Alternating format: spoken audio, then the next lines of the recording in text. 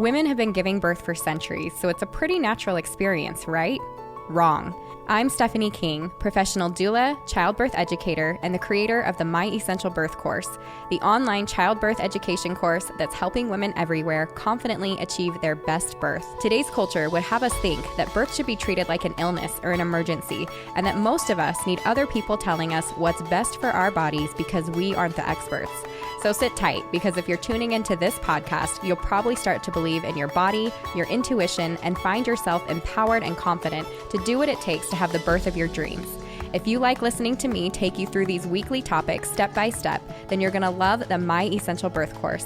Make sure that you're subscribed to the podcast and definitely head over to myessentialbirth.com for the free downloads mentioned right here in these episodes and to join the birth course and community full of pregnant moms just like you. I have to add a disclaimer that I am not a medical professional and I cannot provide medical advice. All of the information expressed in this podcast are based off of personal, professional, and educational experiences and are my own opinions. Please work with a provider you trust for medical advice during your pregnancy and birth. All right, this week's reviewer of the week is KLSid86. She says, the best birth podcast. I've listened to hundreds, if not thousands of hours of birth podcasts in the past 5 years. I'm pregnant with my second and a self-confessed birth nerd. Join the club. I only recently found this podcast, and I have to say it's quickly become my favorite. A great mix of information and humor. I appreciate every episode.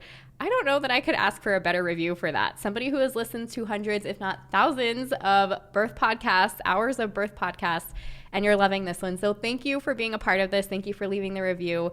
And I'm so excited because we've got another awesome episode here today. I have with me Bonnie. I went to write an intro and I'm like, you guys should know her if you've been listening. She was on here with me not too long ago. We talked about informed consent. We talked about doulas. She's a doula, an up-and-coming midwife. She just had a baby. In fact, last time she was on our podcast, she was pregnant, and now she's just gorgeously not pregnant. So we're excited to have her back. But I am really excited because as long as I've known Bonnie within the birth world, at least it was very shortly after, if anything, she started doing placenta encapsulation. Mm-hmm. Yeah. And I know this is a huge topic for any mom who is pregnant, but especially those of you that are listening. Like, I know this comes up in the community all the times. That's a thing. All the times. But also within the birth course. You moms that are in the birth course, this is a constant question. Like, what about the placenta? And I love that it's a question now, because I think even when we started doing birth stuff, which was not that long ago. Or maybe it was. But wink, wink. Okay. When we started doing birth stuff a little bit ago, it wasn't this like big popular thing. In fact, it was the first time I had even heard about it was when I started teaching birth classes and people started talking about placenta encapsulation. So anyways, I'm excited for you to be back. I'm excited to talk about this. I'm excited to be back. Yay. So let's dive in. Maybe we'll just start off with what is placenta encapsulation? Well, in a nutshell, placenta encapsulation is the process of taking the placenta for the client. They could do it themselves, I suppose, but generally someone is trained in it, and they take the placenta, clean it, prepare it, and dry it, put it into pills, and then the mom takes it. So it's a little bit more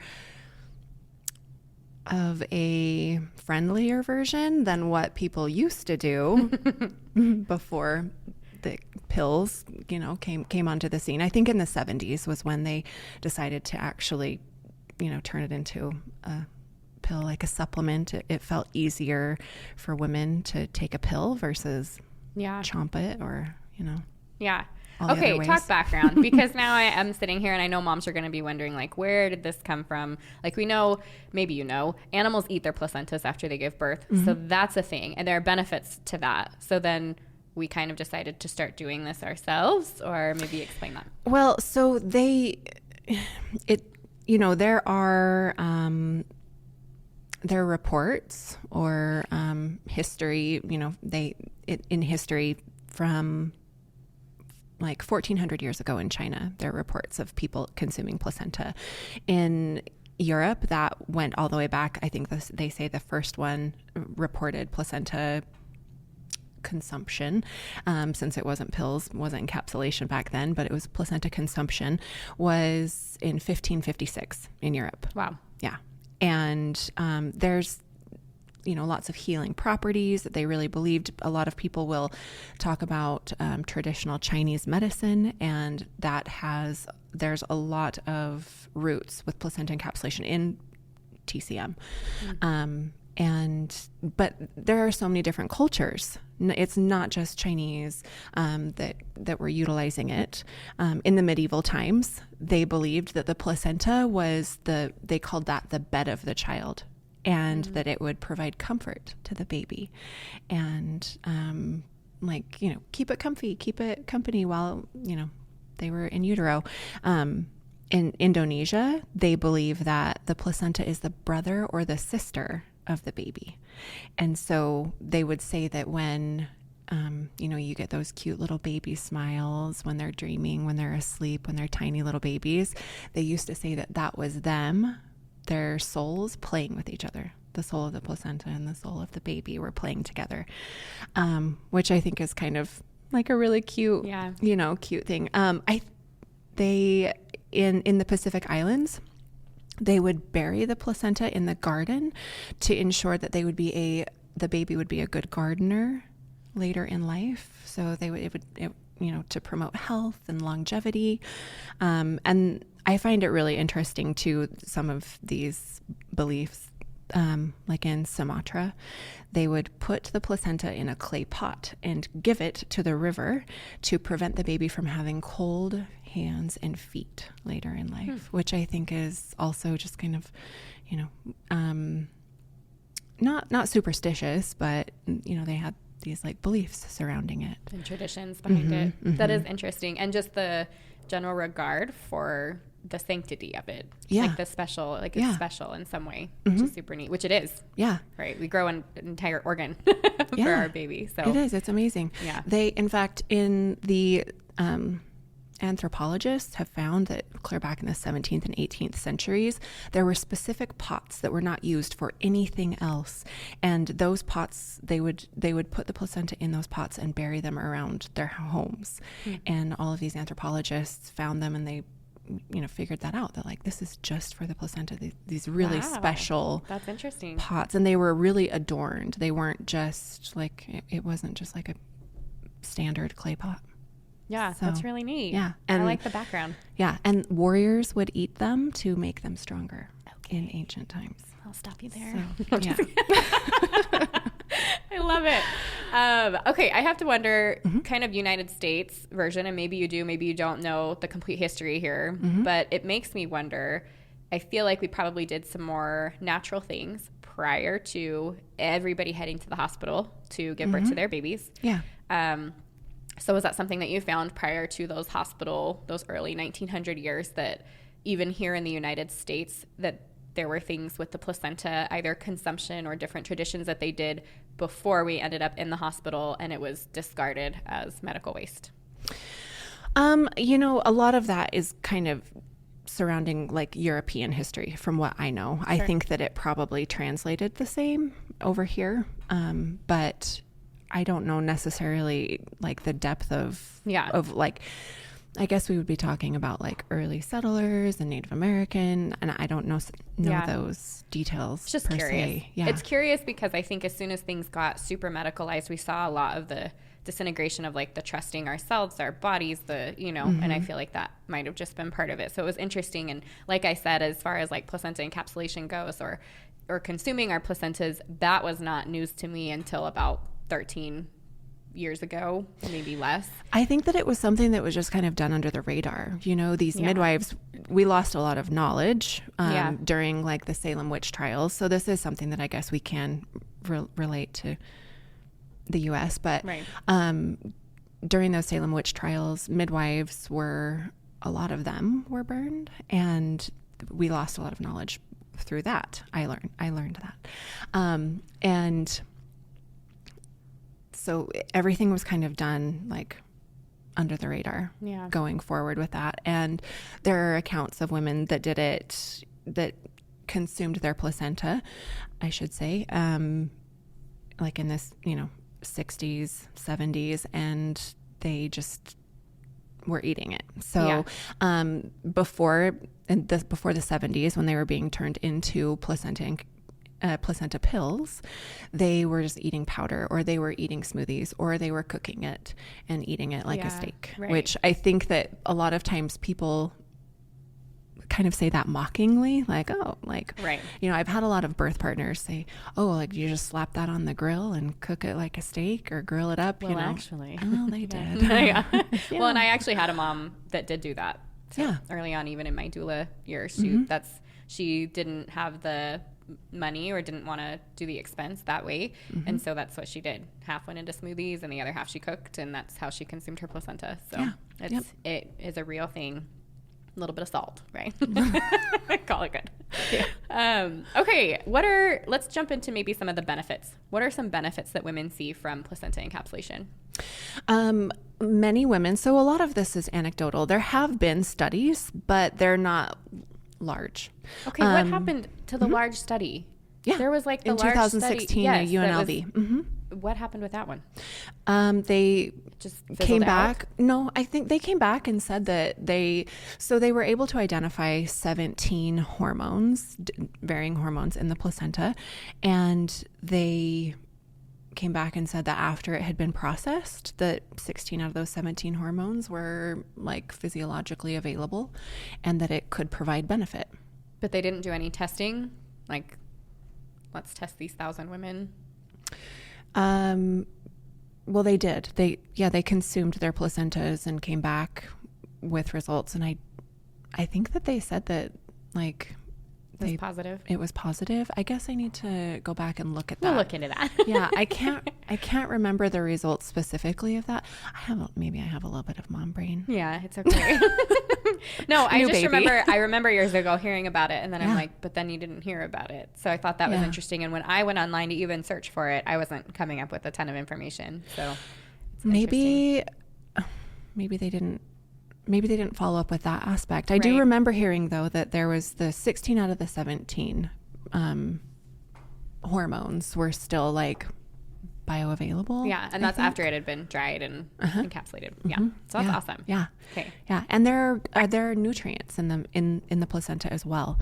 So there's a lot of minerals. There's B6. There's iron. I think B12 and B6, iron, choline, and we know that choline is really important during pregnancy, and it's even more so important during a breastfeeding journey.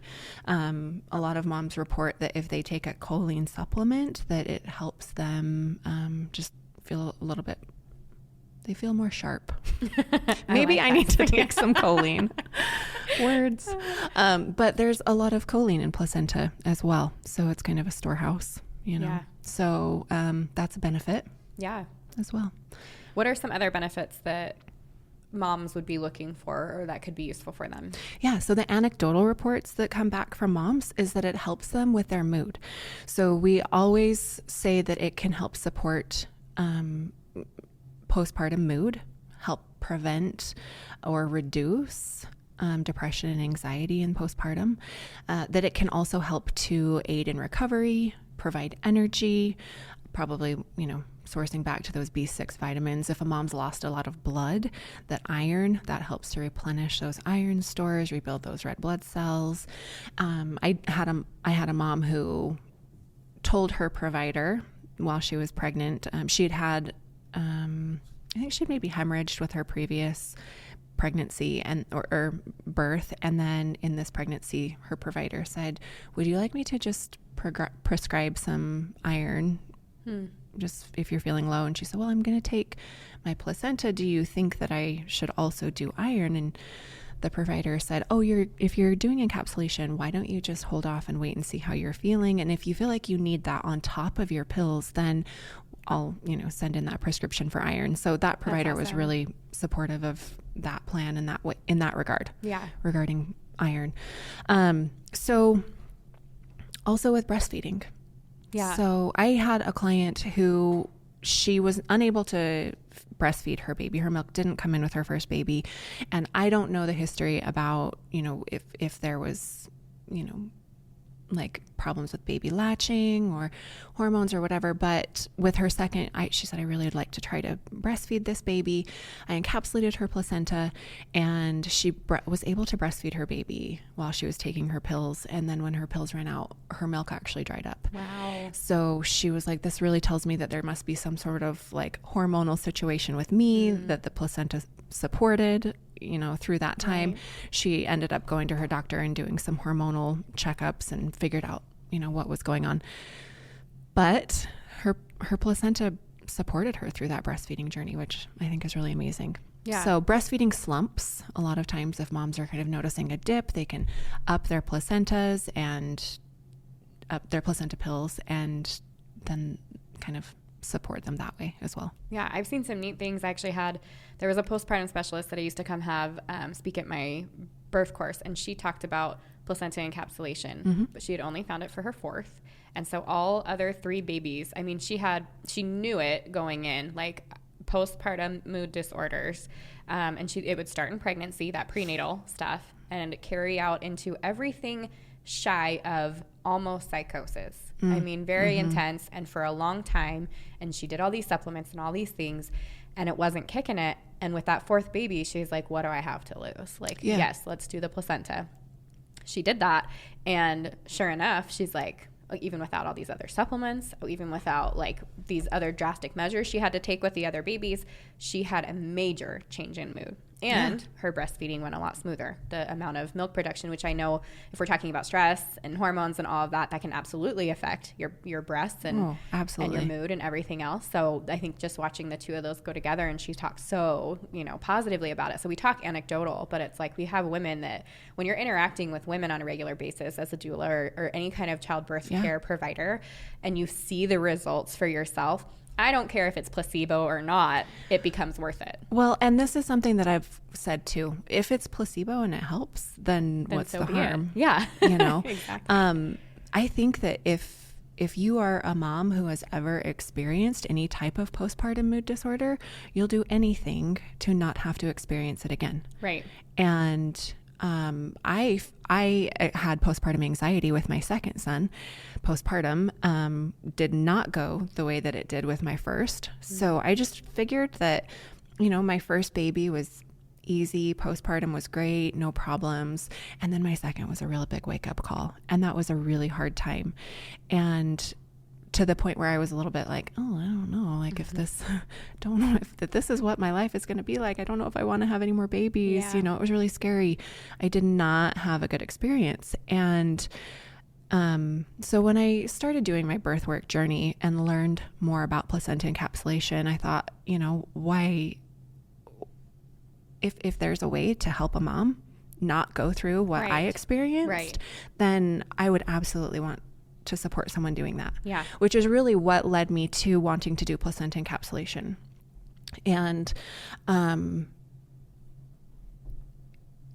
think, like I said, if a mom has experienced that, they'll do anything. And I think that that's sort of, if someone's on the fence about like, oh, that sounds weird. Yeah.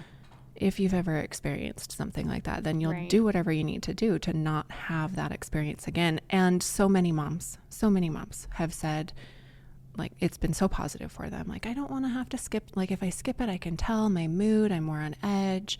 I have more of a down day. And so to my friends and my family, if, I don't push the subject with them, people take it if they want it, but I'm always like, I'm happy to encapsulate your placenta for you. If this is something that you want to do, then like, give it a shot. Out of all the things I offer, Yeah. So, well, and the neat thing about that too is you can get it encapsulated or choose to freeze it for a moment while you're deciding, not for too long, right? Because it loses some of those the potency. And I think that, as your hormones are sort of coming down, I think that it's more supportive in those early days.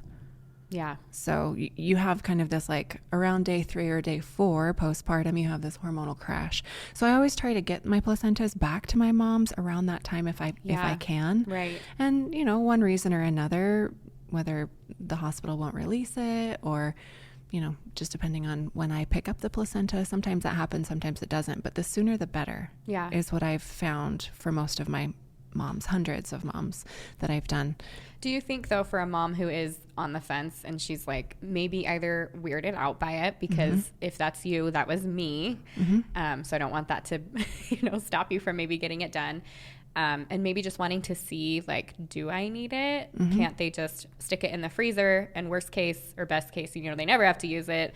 Otherwise, they've got it available. Yeah, they could. I think that they have to consider the time of, like, picking it up, processing it, and getting it back, and whether or not if that's just kind of that hormonal crash from pregnancy to postpartum, right? Or if that is like something that will continue long term. Yeah. It's been really scary when there have been women that I know that have, it just kind of spirals deeper and deeper and deeper. Sure. And then it's harder to get out kind of that, like, that makes sense. Psychosis, like catching up versus being on top of it. Yeah. Just like a contraction, right? Yeah. Exactly. Okay. I like that. We're going to come back to that a little bit later, actually. I wanted to know if you had some personal stories that stood out to you, shared a few, if there's anything that seemed like worthy of, or something that would, help give a ton of information to listeners. And I'm curious if you ended up encapsulating with this last birth for yourself, if you did any of that. I did. I love it. I did. Yeah. In fact, my friend, one of the midwives that was there, I just said, previous to me being in labor, I just said, will you just kind of plan before you leave? I have a placenta room in my house. When we built our house, I put a specific room, and my husband was like, we should put a specific vent in there. And we did. So I just said, will you go into my placenta room and, just get it on the dehydrator for me, get it going. And she did. And then when I had a break and felt up for it, I went in and I put it into pills. So You did it yourself? Yeah. She would have come back, but it was kind of this thing that I wanted to do that for myself. And I just was sitting. So after I'd fed my baby and he was just hanging out, I just went and sat in my placenta room in my placenta chair, and I love it. Did my own placenta, and it was fine.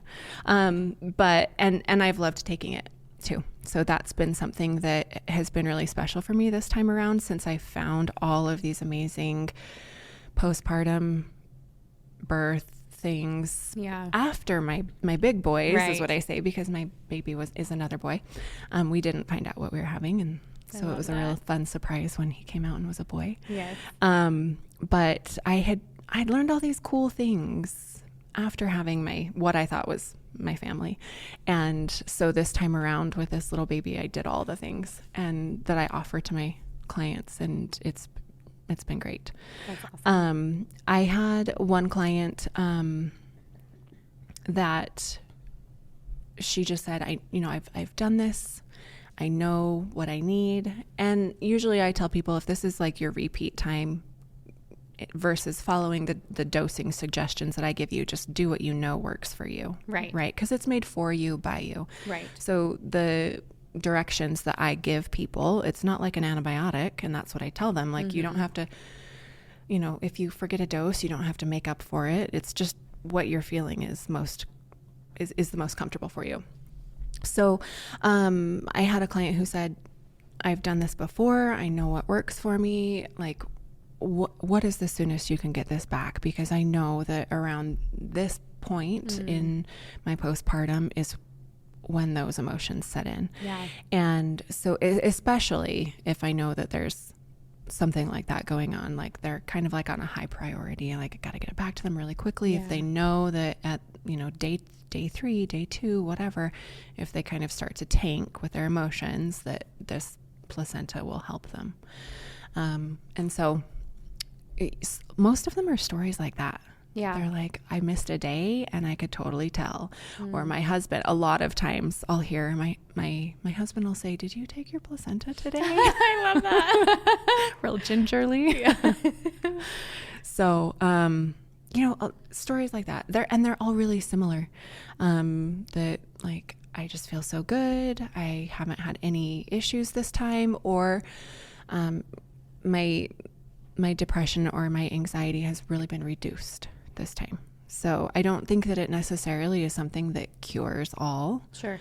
But a lot of people report that it's worth it to try. Scales it back. Right. Mm-hmm. Yeah. So did you notice this time, knowing from what it was for you last time, did you notice a huge difference? Can you tell when you take yours or skip, or have you not skipped? I haven't skipped. I love it. I haven't skipped. I did notice, I think kind of as I was still kind of in that like hormonal shift, that hormonal roller coaster, I felt like I took too high of a dose one of the days and just felt really anxious. So and yeah, what overly tells emotional. you that you've taken too high of a dose? I like that. Feeling anxious out of sorts. So like, I think that it can go both ways, right? Like if you're feeling anxious and you didn't take enough, maybe take a little bit more. If you're feeling anxious and that's not normal for you, if it's not normal for you, right, then like tweak your pills. If you took too much or if you took not enough, adjust that and see how you're doing. People will report insomnia. I was going to ask about that next. Yeah. Yeah. Because it gives you a lot of energy. Yeah. So do you normally take them in the morning? Is there like a time of day that's I suggest better? People take them in the beginning, take them morning, breakfast, lunch, and dinner. I always tell people take it with a meal because there's a lot of iron in there. It can upset the stomach if there's not food, going in to digest as well. So just to avoid any digestive upset, I tell them to take it with a meal. And then really they tweak it to what they know works best. Yeah. So I really encourage my clients to do what works best for them.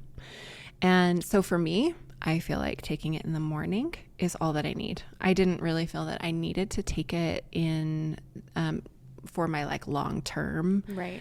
I didn't feel like I needed to take it in the evening. I've noticed for myself that taking them in the morning works for me, but I always encourage my clients to just do what works for them. Yeah. So I like that. I'm curious, is there anyone, because I feel like, and maybe this is a personal bias now, is there like anyone, I feel like everyone should get it. Unless there's a reason to not get it, which I want to talk about. But I mean, I feel like I want to recommend to every mom, like, just like we talked about, what's the harm? What is the harm? Like, at minimum, take it home with you and put it in the freezer for a day. Like, just see what happens. Is there anyone that should not have their placenta encapsulated or that you're not able to encapsulate? Anytime the placenta goes to pathology, no more. No. And what are reasons for it going to pathology? Contamination.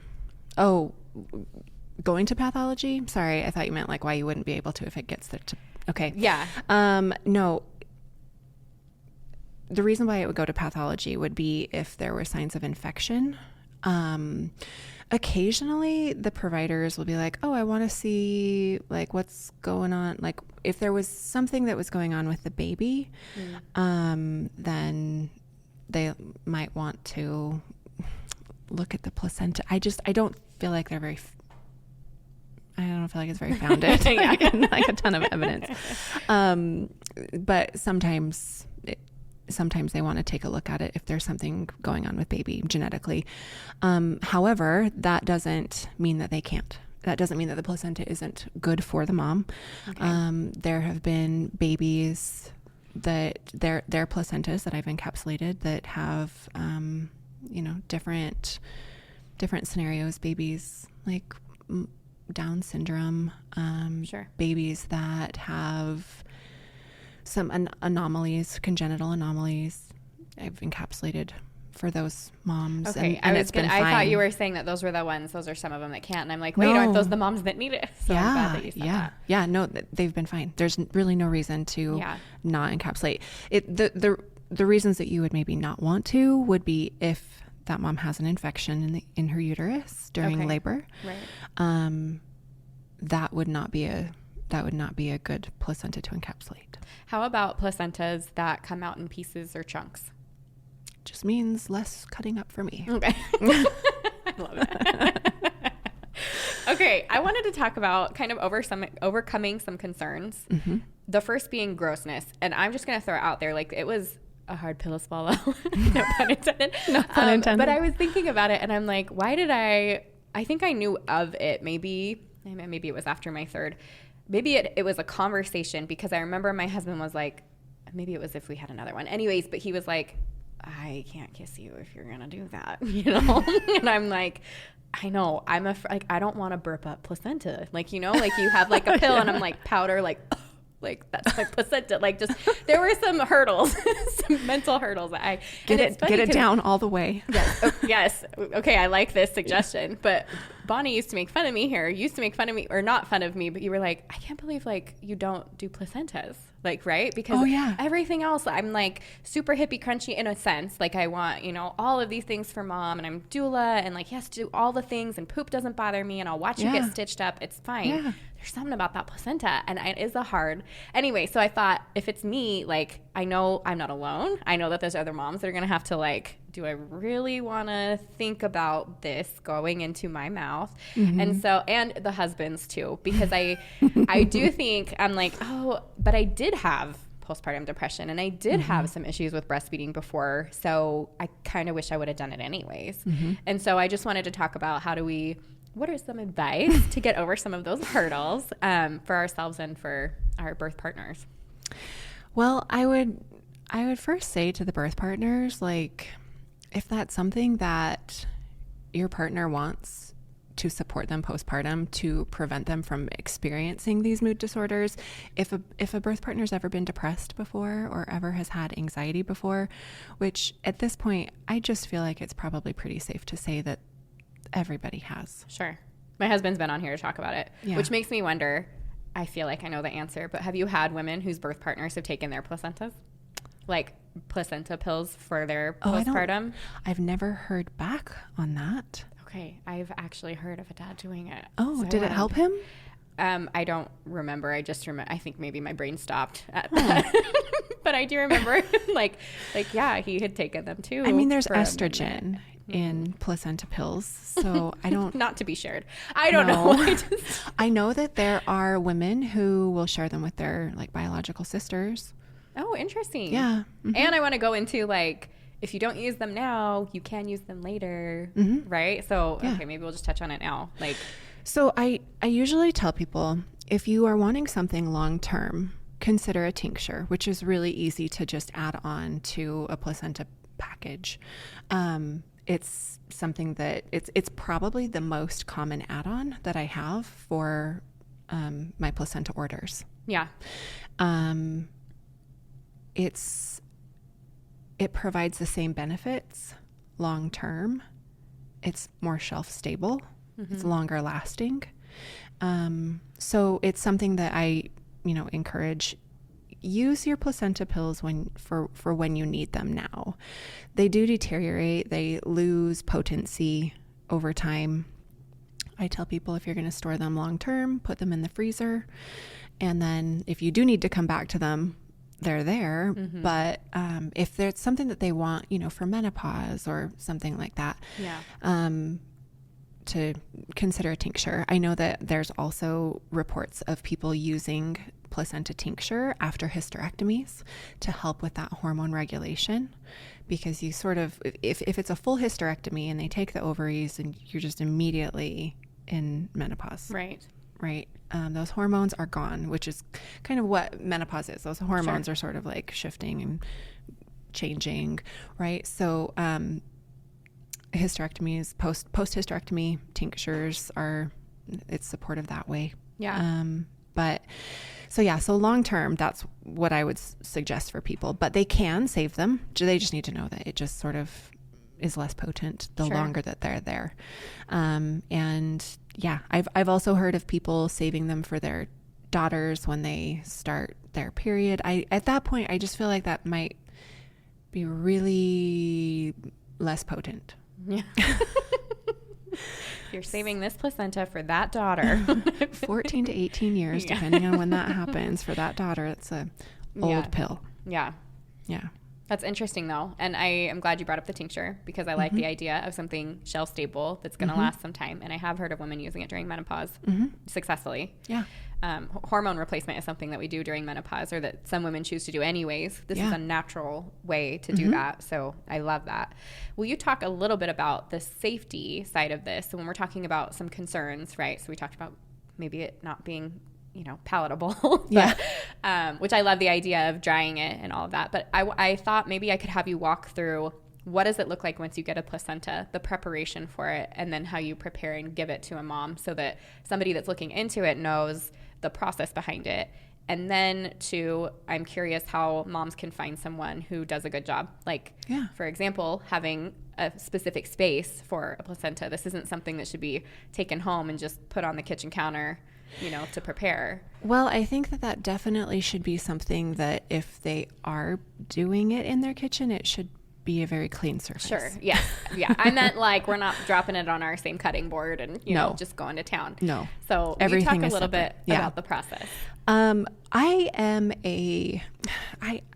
Me personally, in my personal life, I really feel like I try to do everything that I can to, support and help save the environment, and lots of I make my kids use reusable versus paper towels. We have dish towels that we use and, that type of stuff. And when it comes to placenta, everything is disposable. We don't reuse. Yeah. Right. So, when I get a placenta, it comes home to me. I have a separate fridge that it goes in. It goes into the separate fridge in my placenta room, and it's either stays there till I encapsulate it, or sometimes it just goes straight into being processed. So for me in my space, I have a separate fridge. I have a separate sink. It has its own counter, and everything gets draped. The placenta gets cleaned really well, rinsed off. Then it goes on to being sliced up, and I slice it as thin as I can.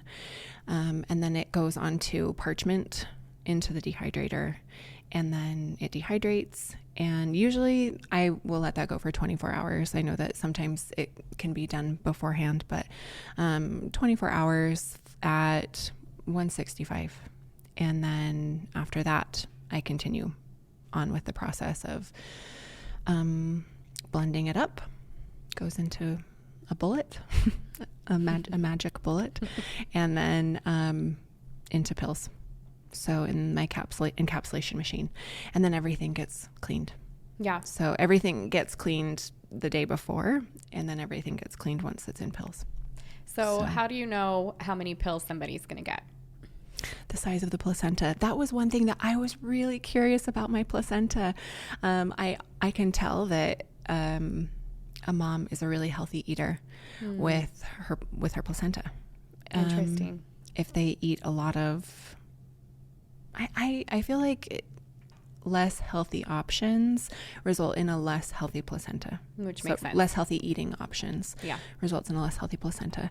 And so that was one thing that I was really excited to see, what was the size of my placenta? Did it look healthy? And Karina said, yes to both. It was a smaller, my baby was only 7'4". And so you wouldn't expect to have a monster placenta with a smaller baby. That would be signs of maybe some restriction happening in that pregnancy. And if you have a smaller placenta with a bigger baby, then that just means that placenta was really efficient. And so my placenta was average. I was like, what? I'm not going to have huge pill quantity with, it was just average. Yeah. What is an average amount of pills? I would say 200, give or take. And how many pills do moms take a day? So about how long does it last them? And I know that you said that's variable. Yeah, it's variable. So usually what I'll suggest, and again, it changes based off of these moms' needs, right? So I will say start with 2 pills, breakfast, lunch, and dinner. Well, actually 3 pills a day, breakfast, lunch, and dinner for the first week. Then back it off to 2 pills, breakfast, lunch, and dinner.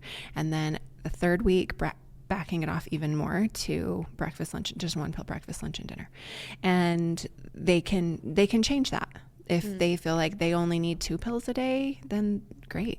Then that's what works for them. If they only need 1 pill a day, if they need to be taking 3 pills a day for the entire duration of their placenta pills that last them, then great, So that's kind of hard to say, how long one will last. And I think that moms can sort of adjust it if they're okay, I'm feeling really good, I want this to last me longer, then they might choose to scale back earlier. Yeah. great. Do you find that there's an average, like most moms feel the best when they take it for a minimum of 3 months?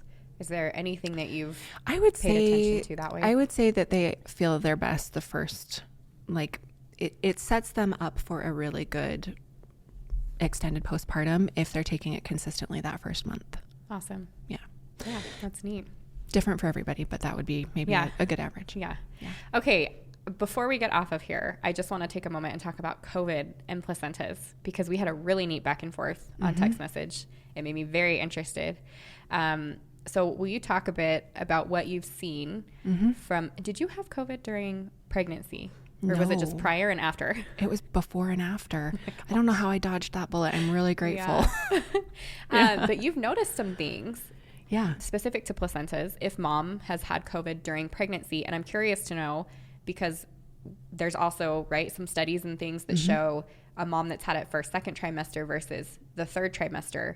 And if you've noticed a difference on those placentas that have had it while the placenta's growing versus when it's kind of done. Yeah. So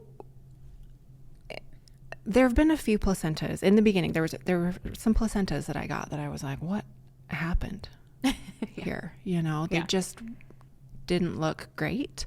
They weren't unhealthy, like to the point where I felt like I couldn't encapsulate them. That wasn't the problem. They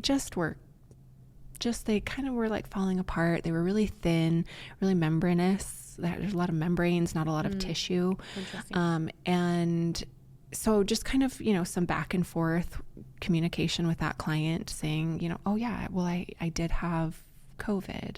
Okay. When did you have COVID?